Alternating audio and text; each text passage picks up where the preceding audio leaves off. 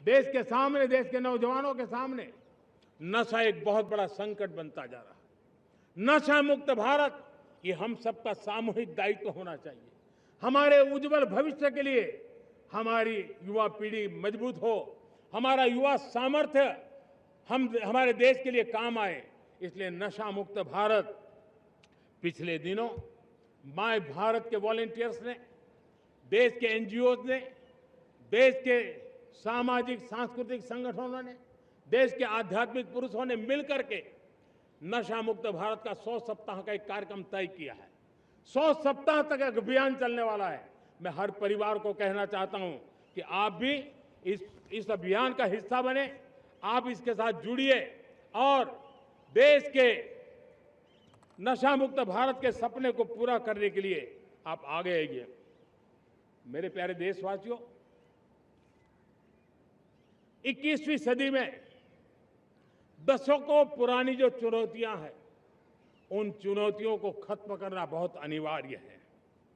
नक्सलवाद, माओवाद लाखों युवाओं के भविष्य को तबाह कर दिया, अनेक माताओं के दुधमल नौजवानों को छीन लिया, बर्बाद कर दिया, हर मां बाप के सपनों को चूर चूर कर दिया। इस नक्सलवाद ने 4 दशक तक हिंदुस्तान के बहुत बड़े हिस्से को, बहुत बड़ी आबादी को दबोच करके रखा था, बंदूक के नोक पर दबोच करके रखा था, संविधान की धज्जियां उड़ा दी थी और देश के सामान्य नागरिकों की रक्षा में 3,500 से ज्यादा हमारे पुलिस के, सुरक्षा बल के जवान शहीद हो गए। युद्ध के अंदर जितने सैनिक मरते हैं, उससे ज्यादा हमारे पुलिस जवानों को जान की बाजी लगानी पड़ी ताकि देश के सामान्य मानवी को सुरक्षा मिले। ये नक्सलवाद ने धरती को लहूलुहान कर दिया था। 2014 में आपने जब हमें मौका दिया, उसी दिन हमने संकल्प लिया था कि हम देश को नक्सलवाद से मुक्त करेंगे। और आज मुझे खुशी है कि नक्सली माओवादी हिंसा आखिरी सांस भी शायद रहने की अब तो ताकत नहीं रही है।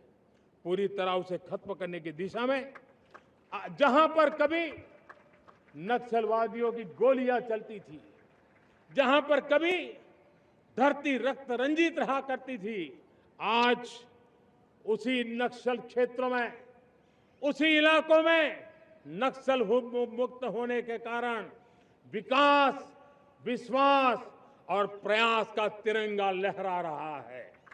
मेरे प्यारे देशवासियों, लेकिन इस चुनौती को हमने कम नहीं आंकना है। इस चुनौती से हमें और भी सावधान रहने की जरूरत है। वर्षों तक देश की सत्ता में माओवादी सोच के लोग गलियारों में अपनी जगह बना करके बैठे थे। सरकारी कमेटियों में सलाहकार के रूप में भी ये माओवादी सोच ने नीतियों को प्रभावित किया था। मेरे प्यारे देशवासियों, जंगलों में हमें हथियारी नक्सलों का खात्मा बुलाने में, उस संकट से देश को मुक्त कराने में सफलता मिली है।